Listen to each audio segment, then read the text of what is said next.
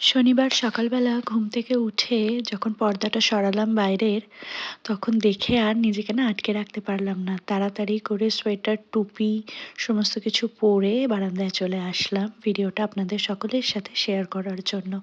চারিপাশটা দেখুন, কিচ্ছু দেখা যাচ্ছে না। শুধু মনে হচ্ছে যেন মেঘের রাজ্যে কোথাও একটা আমি দাঁড়িয়ে রয়েছি।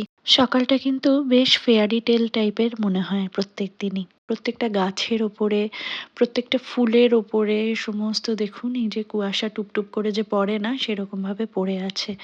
ইনফ্যাক্ট আমি যখন গাছের মানে বারান্দার যে গ্রিলগুলো আছে সেই গ্রিলগুলোতেও যখন আমি দেখছি না, পুরো গ্রিলের নিচেই দেখুন ফোঁটা, ফোঁটা, ফোঁটা, ফোঁটা সমস্ত জমে রয়েছে। আর এদিকে দেখুন পুরো গাছ টাছগুলো সমস্ত ভিজে গেছে। অ্যাকচুয়ালি আমি না ১ম এ বারান্দায় এসে ভেবেছিলাম বোধহয় যে মা সকাল, সকাল গাছে জল দিয়েছে।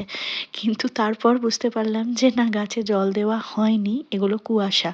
পুরো গাছগুলো দেখুন পুরো ভিজে একদম চুপচুপে হয়ে স্নান করে রয়েছে। বাড়িতে অনেকদিন ধরেই আমি মাটন এনে রেখে দিয়েছিলাম। প্রায় বোধহয় ১ সপ্তাহ হয়ে গেছে। তো আজকের ওয়েদারটা এত কনকনে ঠান্ডা, তাই ভাবলাম এই ঠান্ডা, ঠান্ডা ওয়েদারে বরং মাটনটাই রান্না করে ফেলি। মাটন রান্না করার ক্ষেত্রে না আমি খুব বেশি এক্সপেরিমেন্ট করি না। আমি সিম্পল আলু মাংসের ঝোল যেরকম হয় বাড়িতে সেইভাবেই করি। বেসিক কিছু মশলা, টক দই, লবণ এগুলো দিয়ে মাটনটাকে মাখিয়ে রেখে দিয়েছিলাম। আর তারপর প্রেশার কুকারে কষিয়ে প্রেশার কুকারেই রান্নাটা করে ফেলবো। মাটন আমি কড়াইতে করি না, অনেকটা সময় লাগে তো। আর ঠান্ডার সময় না মাটন সেদ্ধ হতে অনেকটা সময় নিয়ে নেয়। সেই কারণে আমি প্রেশার কুকারটা ইউজ করাই প্রেফার করি। এই প্রেশার কুকারটা বুঝতে পারছেন, এটা কিন্তু আমি আমার অ্যানিভার্সারিতে গিফট পেয়েছিলাম, নতুন যে প্রেশার কুকারটা সেটা। তো এটাই আজকে উদ্বোধন করলাম মাটন রান্না করে। যদিও প্রেশার কুকারটা বিশাল বড়, এটা একটা ৫ লিটারের প্রেশার কুকার আর মাত্র আমি ১ কিলো মাটনের মধ্যে রান্না করছি। কিন্তু তাও ভাবলাম যে নতুন জিনিস যখন আমি এটা দিয়েই আজকে রান্নাটা করি। আমি না নতুন কোনো জিনিস না রেখে দিতে পারি না। অনেককেই দেখি নতুন জিনিস তারা ব্যবহার না করে দিব্যি রেখে দেন মাসের পর মাস, বছরের পর বছর। কিন্তু আমার না মনে হয় নতুন কোনো জিনিস হলে পরে যে সেটা আমি কতক্ষণে ব্যবহার করব।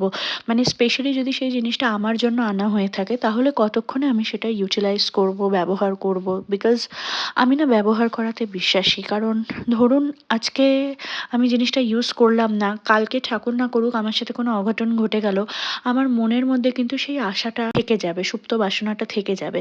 কিন্তু আমি যদি ইউজ করে ফেলি আমার না কোনো রকম কোনো রিগ্রেট থাকবে না লাইফের প্রতি। আর সে কারণেই আমার এই মুহূর্ত পর্যন্ত আমার লাইফে যা, যা হয়েছে সেগুলো নিয়ে আমার লাইফে কোনো রিগ্রেট নেই। তো মাটনটা হয়ে গেছে দেখুন, খুব সুন্দর ঝাল, ঝাল আলু মাংসের একটা ঝোল এই ঠান্ডা, ঠান্ডা ওয়েদারে গরম ভাতের সাথে দারুণ জমে যাবে। সকলে ভালো থাকুন, সুস্থ থাকুন, নিরাপদে থাকুন। আপনাদের সাথে আমার দেখা হবে খুব তাড়াতাড়ি। আজ তাহলে আসি। শুভরাত্রি। টাটা।